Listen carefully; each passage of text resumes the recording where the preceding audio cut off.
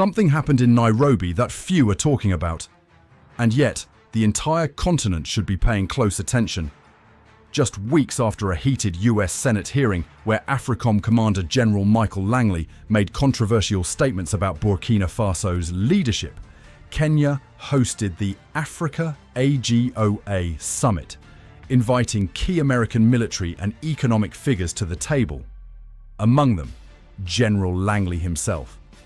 And while diplomatic handshakes were exchanged in the conference halls, outside, questions swirled about what Africa's autonomy really means and who gets to define it.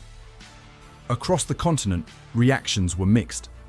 On April 30th, Africans in the continent and diaspora staged protests, waving flags of Burkina Faso and chanting for the US to respect African sovereignty. They accused Washington of trying to undermine the leadership of Captain Ibrahim Traoré, whose government has chosen a path of economic and military independence from traditional Western powers. Then came May 25th, Africa Liberation Day. In a show of symbolic solidarity, Pan-African groups organised the Walk with Traoré march in cities like Accra and Germany, drawing attention to what they see as a new wave of self-determination in the Sahel. In the midst of this tension, Citizen TV Kenya hosted a pivotal interview between veteran journalist Yvonne Okwara and General Langley. The interview quickly went viral across African platforms, not because of how it was conducted, but because of what it revealed and what it left unsaid. You are on African soil, not for the first time, but this would be a good moment to ask about one of the countries that has taken its own autonomy, and that's Burkina Faso. Your remarks recently at the Senate seem to suggest that he's diverting, General Traoré, is diverting its 4 billion gold reserves to sustain his military rule rather than for public welfare. These remarks sparked widespread condemnation across the continent. What did you mean by that statement? Let me speak to Burkina Faso's sovereignty. They maintain their sovereignty. They make their decisions how they use their resources. They make their decisions who their resources go to for military support. That's their sovereign right. But my cautionary tale was just from a military perspective. The first question pulled no punches. Yvonne referenced Langley's earlier statement at the US Senate, where he alleged that Captain Traoré was sending Burkina Faso's gold to China. It's his gold, he can send it anywhere he wants. That's the end of the conversation. But the United States refuses to allow countries in the world who really exercise their own sovereign rights and do the things they really want to do with their resources. The United States is okay with shutting down production and manufacturing in the United States when they can get raw materials from countries in Africa, transfer them over to countries with low wages and they can exploit folks, and then all the money just flows into the United States. Europe, Australia, Canada, and we have generals going around discussing the inner workings of a sovereign country that shouldn't be being discussed militarily, should be being discussed at all. What difference does it make if this African country or any African country is taken advantage of? How does that affect the United States? What does that have to do with the United States? Why is the United States pushing themselves into African nations' issues, problems, and governance? What is the right for him to even be in front of the United States public or Congress discussing that African nation or any African nation? People, but for his own protection. The comment had sparked condemnation across African media. Langley responded by clarifying that Burkina Faso retains its sovereignty, including the right to manage its own resources. He emphasized, however, that from a military standpoint, His concern lies in how those resources are being used. According to him, terrorist groups like ISIS and JNIM have grown stronger in the Sahel since Traoré took power. But this raises a few questions. If Burkina Faso is sovereign, why is its military resource allocation being scrutinized by a foreign general? And how are we measuring the rise of terrorism? Are there data sets the public can examine, or is this based on classified assessments that can't be independently verified? When asked if terrorism actually increased after Traoré took power, Langley answered with certainty, yes, it did. Al-Qaeda in the lands of the Maghreb is getting stronger in that country. And do you think it's getting stronger after General Traoré took over? It has. Just look at the numbers of attacks. It really has, since 2022. I've been tracking this since I took command. So the United States is so worried about terrorist activity in countries abroad because it affects the United States' safety. I'm sure they can weave words and make that happen, but honestly, what is in it for the U.S.? I think we all know. If Africa wasn't sitting on most of the resources that the world needs, can you imagine if they just closed it off and became isolationists and African countries only did business? Then what would that do to the rest of the world? They aren't willing to do that. They're not trying to isolate. They want fair trade. The United States wants their military involved, so not only can they benefit from the resources, but they can also take over the land, control of the governing, or if you can't control it, create chaos. So they're in decade-long civil wars that go on and don't really go anywhere. And as soon as the United States is tired of it, all they got to do is give some weapons to one side or the other, and they'll annihilate the other side and it'll be over with. But otherwise, they just let it go on to wreak enough havoc and chaos so that the country never unifies and makes a government that actually realizes its true power, its true potential, and what it has at stake in the land rights and the ownership of its country and the governance of its people. Because the United States and the Western countries, the UN and the folks with them, their allies, are not there to help Africa. And anybody who looks at these foreign aid campaigns where they're giving away money and they're expecting something back that doesn't come without a cost. It's so unfortunate. But the military uniform, the United States military uniform that this guy is wearing is not appropriate. They need to be met at a higher level and on a diplomatic level and not on a military level. No ill will towards him, but the decisions is their own. They're looking for other ways to be able to, they're still on warfighting footing. It's just going to take more resources. So you stand by that statement? Because there's been pressure on you to walk those statements back. That's my statement. That's my assessment. That's the assessment of the United States that he's allowed to put out to the press. A lot of talk just gone into that. There's a lot of work going on in Africa right now and struggles because there's a transition going on. A lot of the African nations are taking control of their resources and putting them on the open market and negotiating deals that favor them. In my personal opinion, they're still not fair, but it's way better than what they were getting.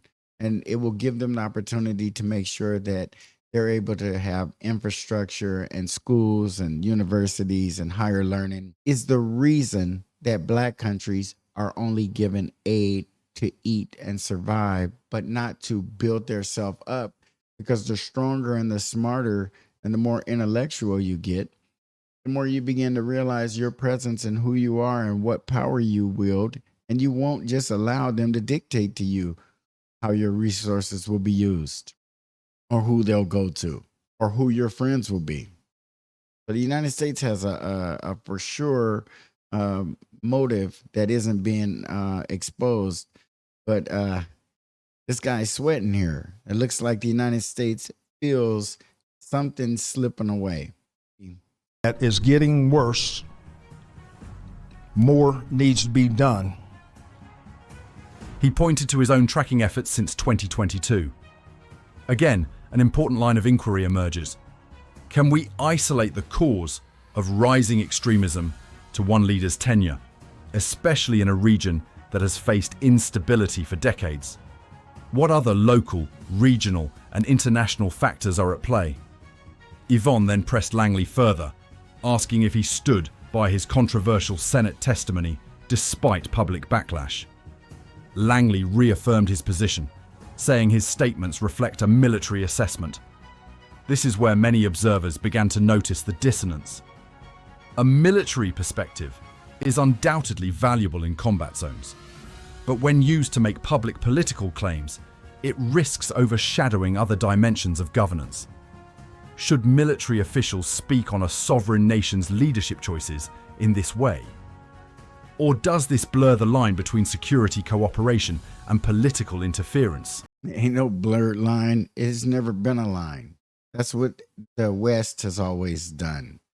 The United States does business in Africa where it dictates. It tells them, we're going to give you this much money, and this is what we want in return. It's clear, it's point blank, and it usually locks them in for several years until the United States decides to renegotiate, and then it's in their favor so hugely that these people continue to stay in this perpetual state of the bottom. Just there. And that's the way the United States makes them feel is the best thing for them. I mean, you got civil wars going in your country, but the United States has the power and the influence to end all of that and to really build these people up and put them on a road to self-sufficiency.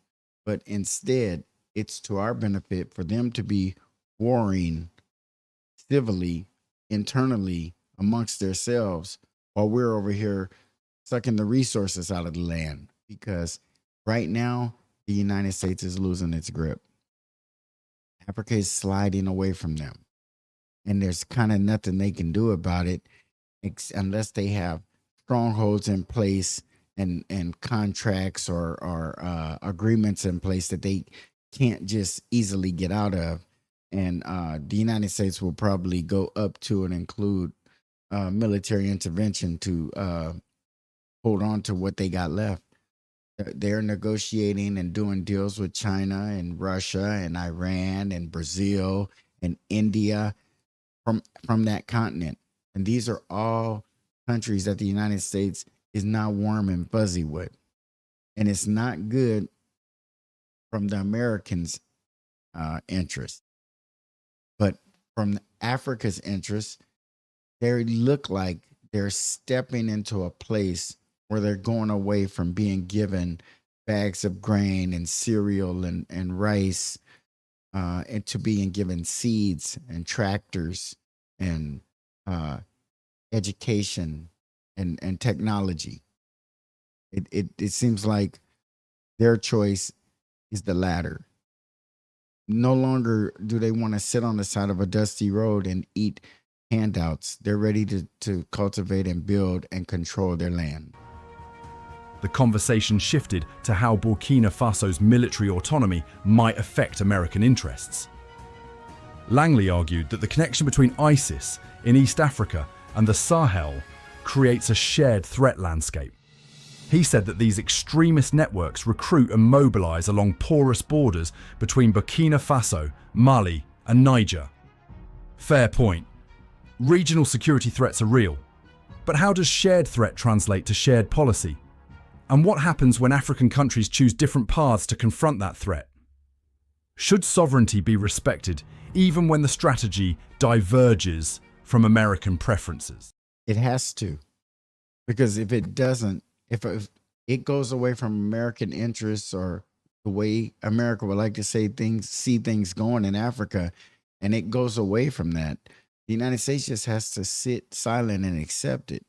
If they don't, and they get involved on any level that's going to change the natural way of what the African people want, then that's some type of intervention that's unacceptable. They have to sit back and accept what Africa wants to do with its resources and with its people. And China the same, and Russia the same, and whoever has the best presentation and the best offering. Or the thing about it is, at this point, most of the world is taking a lot of the wealth and riches that it has extracted from Africa and using it to hold those guys down even further. They're not using it to help.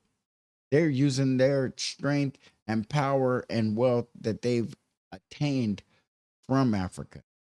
It's so that the country has been just sucked, not dry, but sucked, because there's a lot more resource there, or it would be a forgotten barren land. Our pictures in our head of Africa aren't what is really going on over there, because it's not in the best interest of the United States to show us more in depth, more current.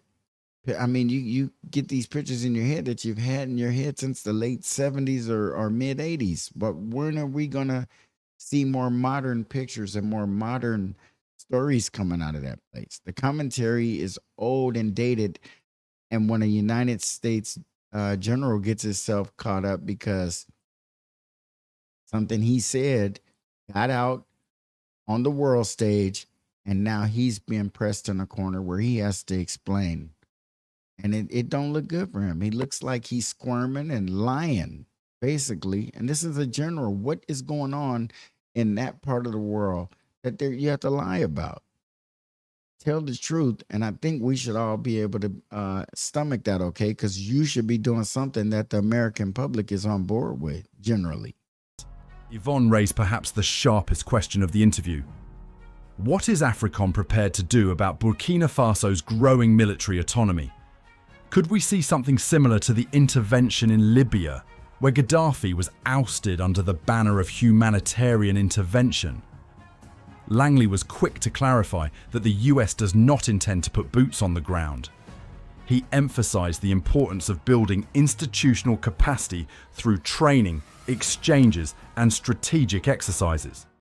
Yeah, but see, if they don't put boots on the ground, they can take weapons and give it to the warring faction that they like or that they want to see win. And usually that's the side that's going to win, take over the country, run the government, but be willing, based on like a thank you to the West for supplying them with weapons and the ability to win, do business with them on the United States terms. Not to argue, not to fight, and not to fuss, but to basically continue to function like a warring faction. But your country is being run by the government of the United States through you. You're being directed as to how those resources go. And the people in the country have enough resources to all be living in homes that they own or that the government has bought for them. But that doesn't happen because all that money goes away because they're being tricked. And everybody knows it. But this general is very, very disappointing for us to see a black man in such a high position and spitting the rhetoric out of his mouth of the United States. And it's to the detriment of Africa. But here again, we must ask, does training local forces amount to shaping their ideology? And what is the nature of the institutional capacity being built? Is it geared toward self-reliance or toward continued alignment with US interests? On the question of Burkina Faso's inclusion in regional initiatives, Langley confirmed they were invited to exercises like African Lion in Morocco. He said America is ready to move forward with countries like Burkina Faso if they share the goal of defeating terrorism. Well, you call it terrorism, but is it really terrorism to the point of where it is going to rise to the level of affecting the United States? Because if it isn't, let that African country decide its own fate. Let them combat that in a way that the people over there can deal with, and not with too much American intervention, because then there will be a cost for it. and it might not benefit the folks over there. They deserve better than that. If the United States, out the goodness of their heart, is saying, hey, this is going to get to us one day, so we are free of charge going to eradicate this and make no land contracts, no deals, or nothing like that. We're just really here to kill out the terrorism, and we're not going to charge you for it. That's different, but that's not the case. Yet critics might wonder, what defines shared goals? Is the goal to defeat terrorism only valid if it aligns with American counterterrorism doctrines? Or can different nations have distinct visions for stability? Yvonne brought up the widespread African reaction to Langley's Senate testimony, highlighting the critique that America's engagement often appears paternalistic, prioritizing access to resources over genuine partnership. Langley pushed back, stating that the US respects African sovereignty and simply wants to support conditions that allow Sahel nations to thrive. That doesn't make any sense. You want to support things that are going to help those people thrive, but all you keep dropping off is bags of rice and grain that they happen to grow over there pretty well their damn self. So what exactly is the motive? We all know. They all know we know, but we all are willing participants by continuing to participate in a system that supports this and not worry about what's going on in Africa and Afghanistan and all these other parts of the world and Iraq that we have directly had a hand in. People starving, regimes taking over back and forth, civil wars existing and going on forever. And we, as American citizens, are complicit because we have access to all of this information. We have access to the knowledge of what our doctrine is in the world as far as the United States goes. But we choose to cover our eyes and our ears and pretend not to know. He suggested that some global actors do not share these intentions, and that led to the final and perhaps most revealing exchange. When asked whether the US is concerned about Russia and China building influence in Africa, Langley admitted that they are. He warned that their influence might not be positive. Yvonne countered sharply, not positive for whom? For America or for Africans? Langley hesitated, then answered, for Africans. And you know that's a lie. The United States cared so much about the Africans, and that's the priority. Things will look different over there. But that's for him to tell that lie, let you know that it's way worse than we know. The United States genuinely in their heart cares more for the African citizens over there, the way they drop bombs and change regimes, but their ultimate goal is stability and peace and comfort. It's so unfortunate. He said the US wants to see African nations reach their potential without being caught in a battle for global supremacy between rival superpowers. But that answer left the core issue unaddressed.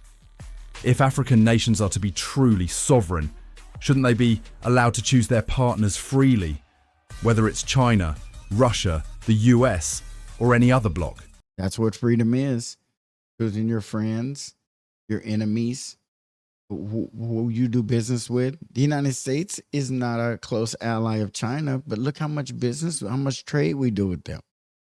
You would think that a government that is trying to remain a superpower, pick their friends and expect their allies to pick their friends accordingly, wouldn't be doing business with China on such a large scale and then speaking about China like they're the devil. I mean, why is it okay for us to dip so deeply into China, but some other people, we don't want them messing with China at all? It's okay for us, but not for you? That's not right. It doesn't make any sense. It's not fair. Langley concluded by suggesting that Africa does not need to be militarized and that AFRICOM's role is limited to observing security agreements. A fair closing note, yet one that invites a final reflection. If AFRICOM is only observing, why are African leaders and populations feeling watched, judged, and at times overruled?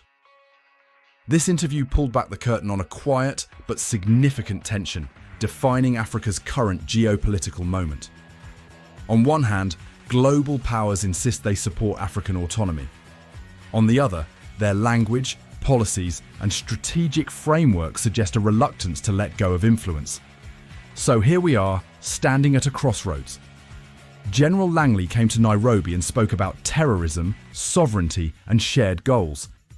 But behind every carefully chosen word lies a deeper question, one that stretches beyond Burkina Faso, beyond Traoré, and even beyond the Sahel. What is the role of African states in defining their security architecture? Why must Africa's path to peace and prosperity always come with a but?